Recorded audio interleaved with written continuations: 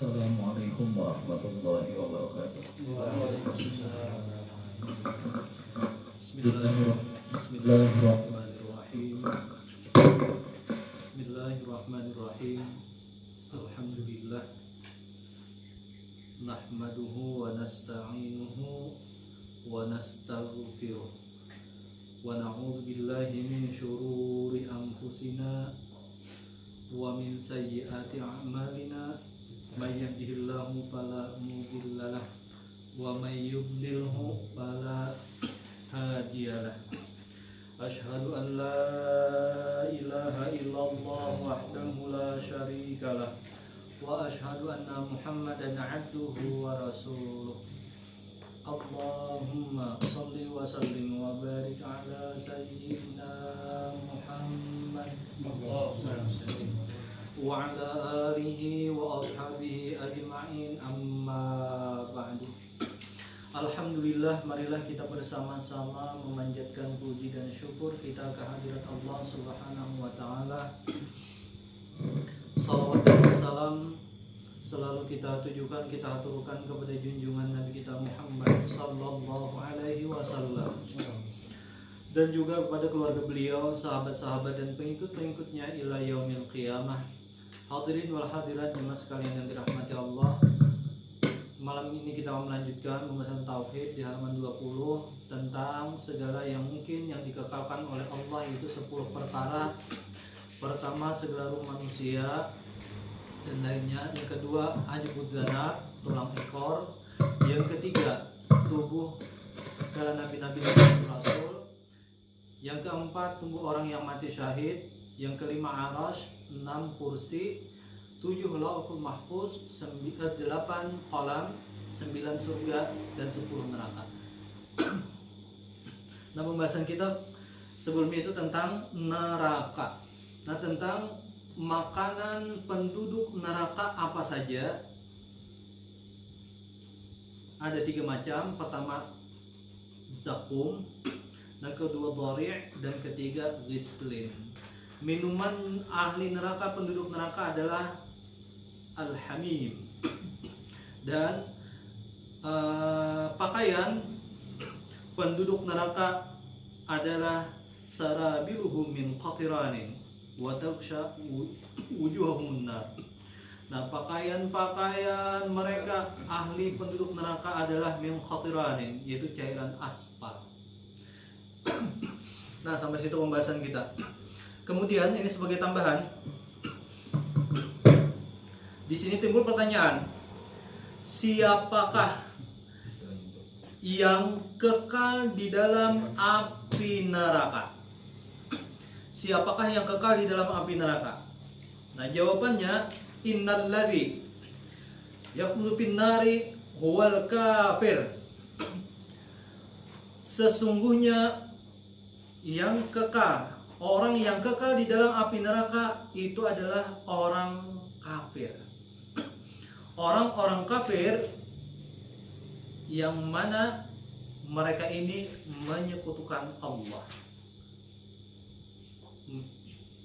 Sebagaimana firman Allah, A'udzubillahi minasyaitonirrajim, innal ladzina kafaru min ahlil kitabi wal musyrikina fi nari jahannam khalidina fiha ulaika hum syarrul bariyah.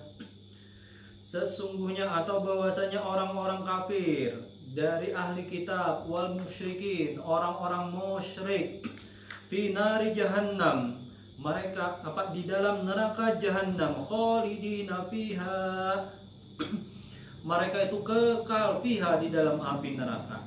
Ulaika hum syarrul bariyah. Mereka itulah seburuk-buruk makhluk. Di sini Allah tidak akan mengampuni dosa-dosa orang musyrik karena kemusyrikan mereka. Artinya menyekutukan Allah. Nah, jadi adapun selain daripada itu, fa innallaha, maka sesungguhnya Allah yaghfiru ma syaa minha. Nah, Allah akan mengampuni apa yang Dia kehendaki, liman syaa, bagi orang yang Dia kehendaki min ibadih, dari hamba-hambanya. Jadi selain daripada orang nang musyrik, orang kafir. Nah, orang musyrik tadilah Allah akan mengampuni bagi orang yang Dia kehendaki. Innallaha la yaghfiru ayyushraka bihi wa yaghfiru ma duna dzalika liman yasha.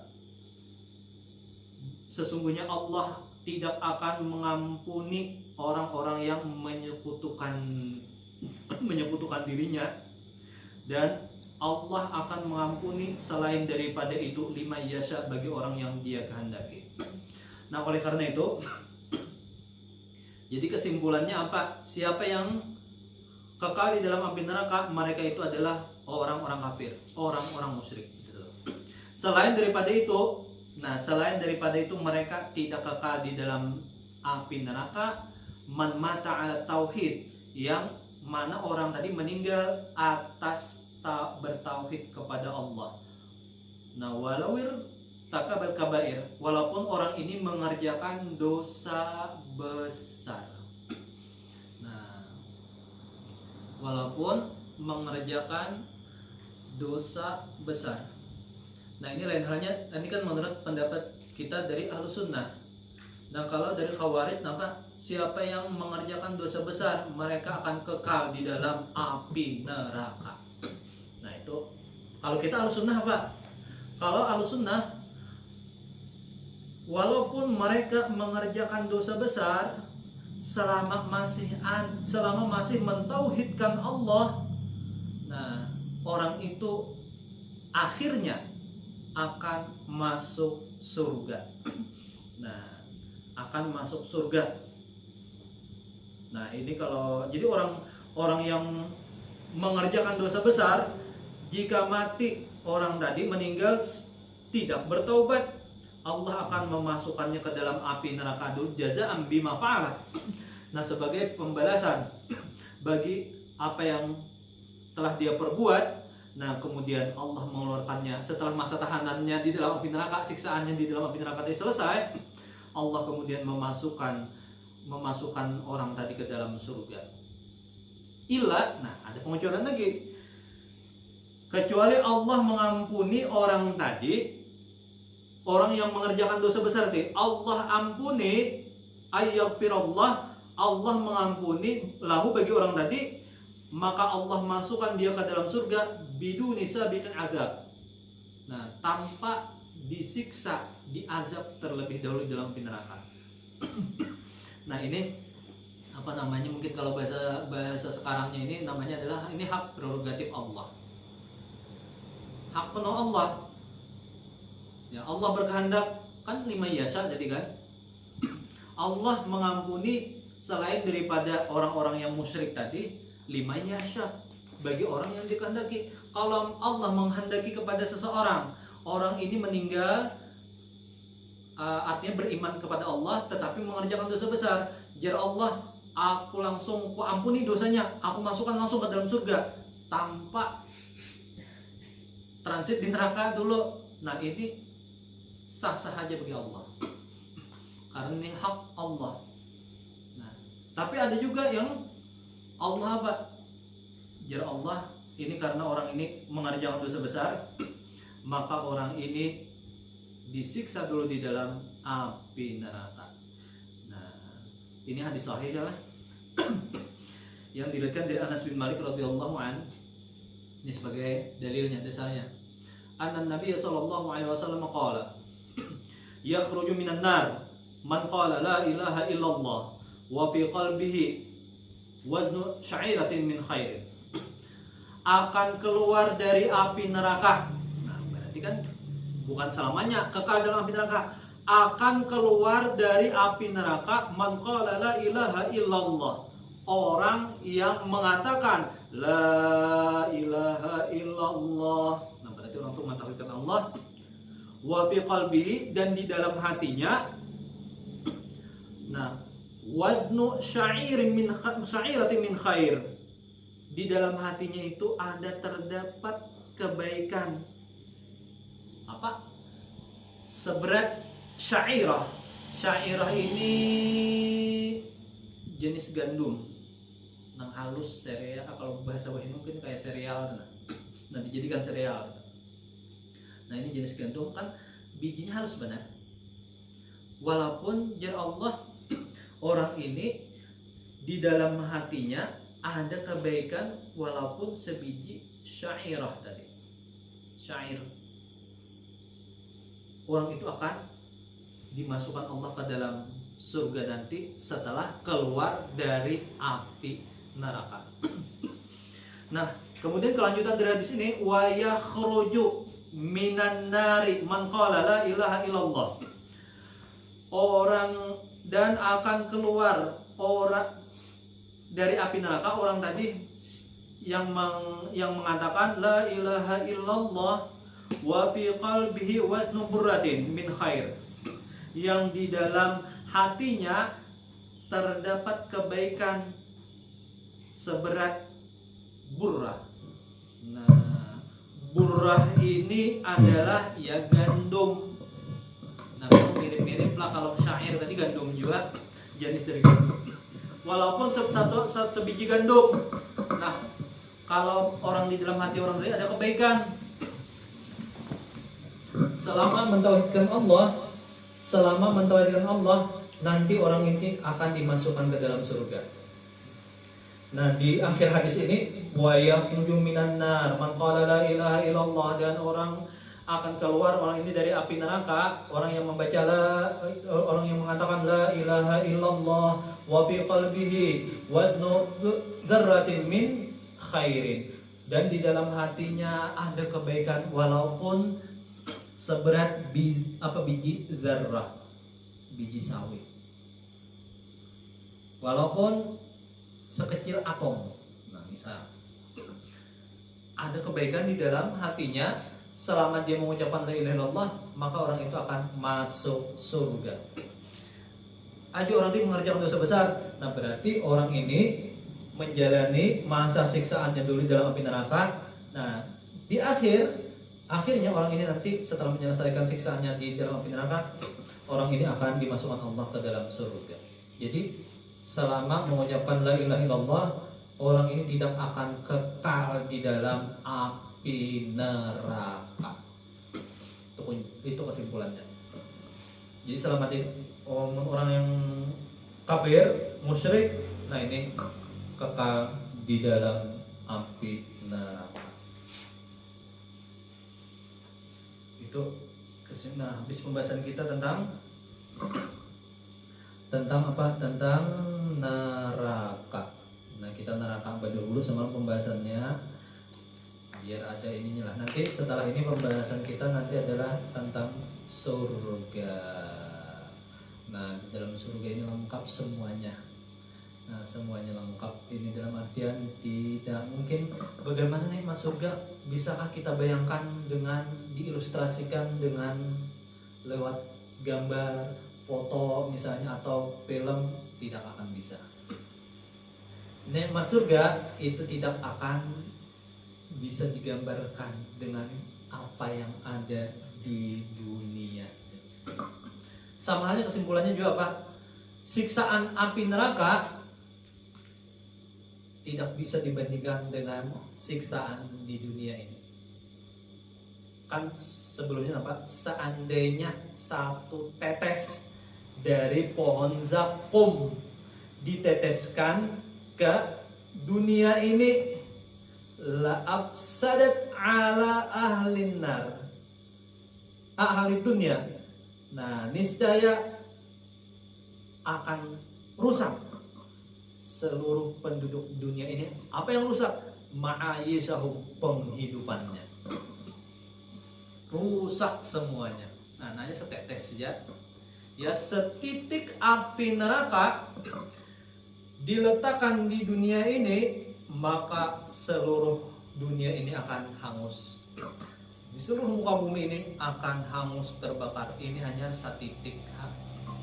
Kita nang kebakaran hutan aja sin lapahan memajahi, memandangkan, apalagi ini api dunia ini, apalagi api neraka. Nah, api neraka.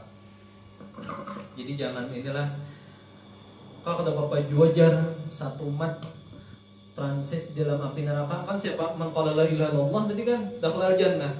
Barang siapa yang mengatakan la ilaha illallah akan masuk surga, bujur. Tapi jangan dianggap remeh. Siksaan api neraka itu 1 hari aja di dalam api neraka di akhirat itu sebanding dengan kehidupan kita 1000 tahun di dunia. Nah, 1000 tahun di dunia. Jadi tidak bisa kita bayangkan dengan kehidupan dunia ini. Kalau menganggap remeh, ada apa jual ya. Nah, kan makanannya itu sudah sama dengan pertemuan kita sebelumnya, minumannya sudah, pakaian ahli neraka apa. Nah, cara beristirahatnya penduduk neraka itu adalah dengan tengkurap atau bahasa Banjarnya batiharap. Nah, pernah ini hadis yang diriwayatkan dari Abu Dzar. Waktu itu Nabi menegur salah seorang sahabatnya yang tidur dalam keadaan tengkurap atau batiharap. Kemudian Nabi menegur, dibangunkan Nabi dengan kaki beliau. Nah, berarti ini Nabi tidak suka kan kalau kita membangunkan seseorang dengan tangan, bangun misal. Nah, itu kan lebih terhormat, lebih lembut. Kalau dengan kaki, berarti ini Nabi tidak menyukai perbuatan tersebut. Kemudian Nabi mengatakan, hadza ittija'u ahlin nar. Nah, berbaring ini jar Nabi, ini adalah cara berbaringnya. Cara berbaringnya penduduk neraka. Jadi orang di neraka itu berabahnya kayak apa? Berbaringnya dengan tengkurap atau batiharap. Nah, jadi guring waktu tidur itu makruh batiharap. Kenapa? Iya tadi cara berbaringnya penduduk neraka tengkurap. Menurut ilmu kesehatan pun tengkurap batiharap ini tidak baik untuk kesehatan kita, terlebih lagi mengganggu fungsi jantung. Nah, mengganggu fungsi jantung. Mungkin sudah itu kita pembahasannya sedikit waktu itu. Sunnah berbaring waktu tidur, sunnah berbaring ke arah kanan. Kenapa sunnah ke arah kanan? Nah, menurut penelitian ilmu kesehatan ini sebagai penguatnya aja lah. Nah, tanpa adanya penelitian pun tetap kita mengimani, mempercayai apa yang dikatakan oleh Nabi kita. Ini serta memperkuat. Ternyata orang yang tidur ke arah kanan itu kan berarti ini di jantung ini kan sebelah kiri kan, agak ke kiri sedikit. Nah, jantung. Berarti kalau kita tidur berbaring ke kanan, nah jantung kita posisinya berada lebih tinggi. Nah, kan kanan apa kiri? Kalau kita berbaring ke sini kan ke kanan. Nah, jantung lebih tinggi posisinya.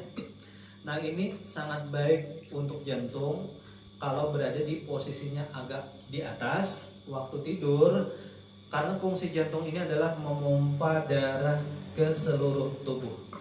Nah, kalau pompanya berada di atas, berarti tugas jantung diibaratkan kan pompa tadi. Nah, lebih ringan untuk mengalirkan darah ke seluruh tubuh. Lain halnya kalau ke arah kiri, berarti si jantung berada di bawah. Nah, lihat kumpaan, kumpaan bahari itu apa? Kumpaan dragon. Nah, ini kan alirakan, pasangi selang misal alirakan ke atas kan berat. Tapi kalau dialirkan ke bawah, posisi pompa di atas, ini lebih ringan kita memompanya. Terlebih lagi tengkurap atau batiharap, nah kasihan jantung terhimpit. Nah, terhimpit. Oleh karena itu, nah tidak dianjurkan tidur dalam keadaan tengkurap atau batiharap. Karena itu adalah jar Nabi salah satu cara berbaringnya penduduk neraka dengan cara tengkurap atau batiharap tadi. Nah, mungkin itu dulu untuk tauhid kita malam ini. Nanti pembahasan terakhir kita ada tentang surga. Nah,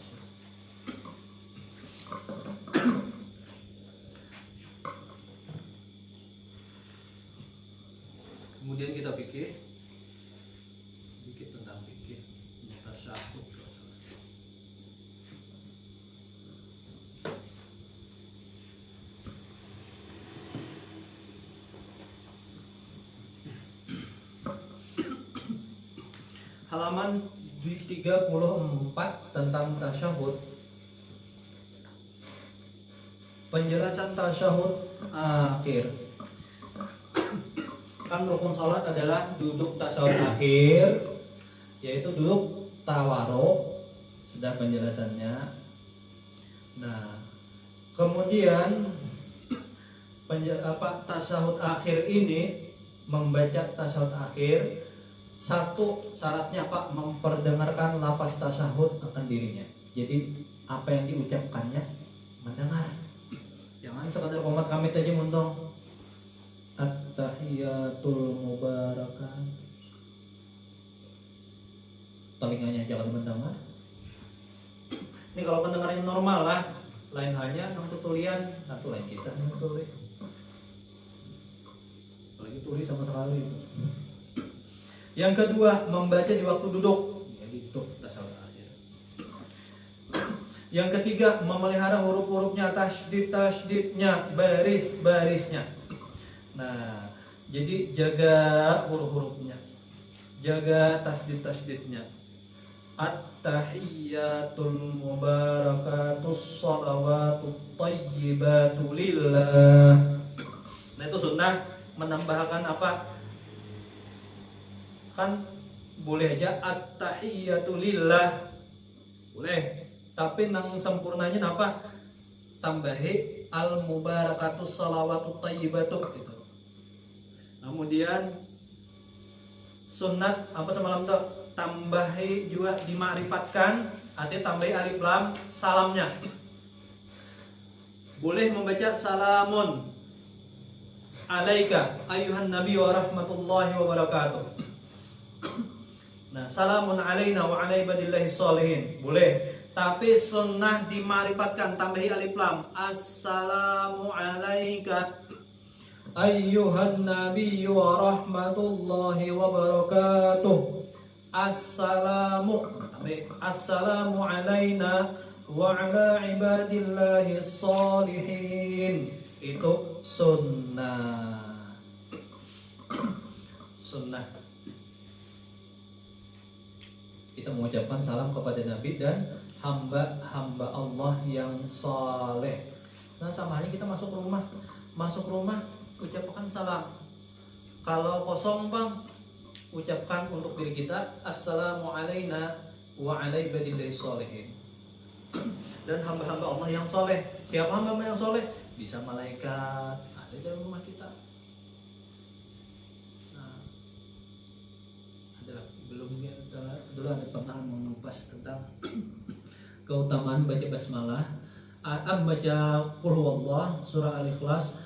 Ada salah seorang sahabat Nabi datang mengeluhkan tentang kefakirannya, wadaiqal ma'isyah, dan juga tentang kesulitan hidupnya.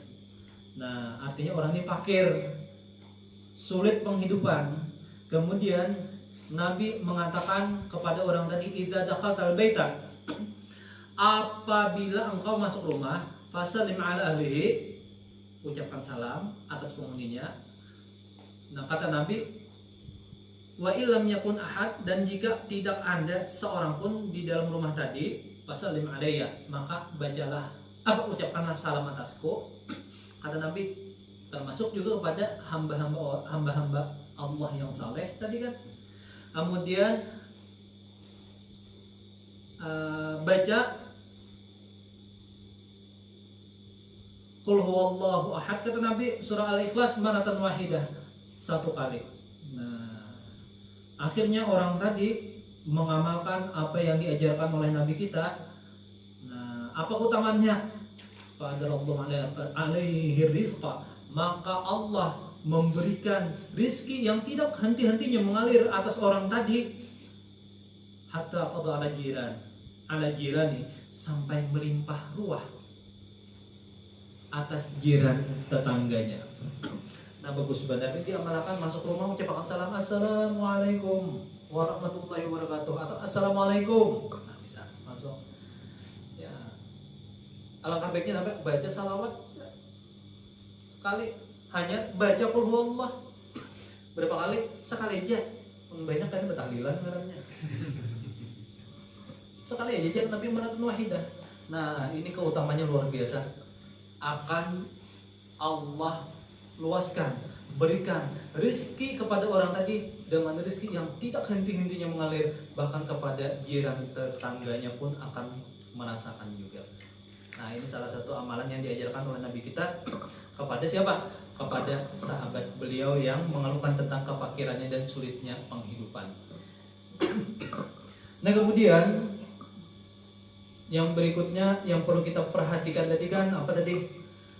Memelihara huruf-hurufnya, tasdid-tasdidnya. Nah ini penting lah. Tasdid-tasdidnya ini jangan sampai diganti dengan huruf lainnya. Contoh, nah, dalam itu kan Assalamualaikum warahmatullahi wabarakatuh. Asyhadu an la. Nah, nih. Kalau orang ini falau azharan nunal al-mudghamah, maka seandainya seseorang menampakkan nun yang diidghamkan, tuh asyhadu, asalnya tulisannya asyhadu an la ilaha illallah. Nah, kan seharusnya diidghamkan fil lam, ke dalam lam pada kalimat alla ilaha illallah. Abu tolak, maka batallah salatnya. Kenapa?